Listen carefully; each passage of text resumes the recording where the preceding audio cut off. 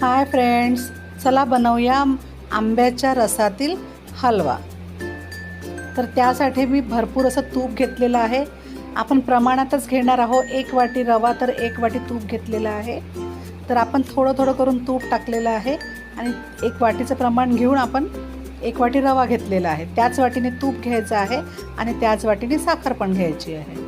तर थोडेसे ड्रायफ्रूट टाकत आहे। रवा भाजताना सोबतच सर्व भाजला जाते। तर रवा छान गुलाबी होईपर्यंत भाजून घ्यायचा आहे। बघा किती छान भाजला गेलेला आहे। या पद्धतीने रवा भाजून झाल्याच्या नंतर एका आंब्याचा पेस्ट केलेला होता तो टाकत आहे आणि तो पेस्ट टाकून छान मिक्स करायचं। आता आंबा गोड असल्यामुळे आपण त्याच्यामध्ये अर्धी वाटी साखर टाकून राहिलेली आहे आणि 2 वाट्या पाणी, कारण की आंब्याचा रस टाकल्यामुळे ते पाणी ॲड होतं त्याच्यामध्ये।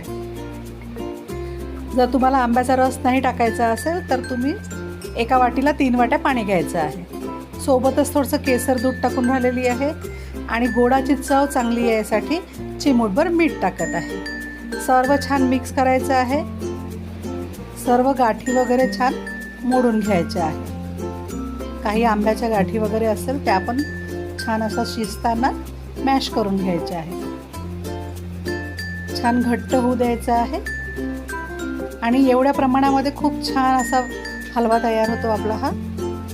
आणि आता हे घट्ट झाल्याच्या नंतर विलायची पावडर टाकलेला आहे आणि 2-3 चम्मच आपण याच्यामध्ये जे उरलेलं तूप होतं ते टाकून राहिलेली आहे। ज्या प्रमाणामध्ये मी सांगितलेलं आहे त्या प्रमाणात जर तुम्ही बनवलं तर हलवा खूपच टेस्टी आणि खूप छान झालेला आहे।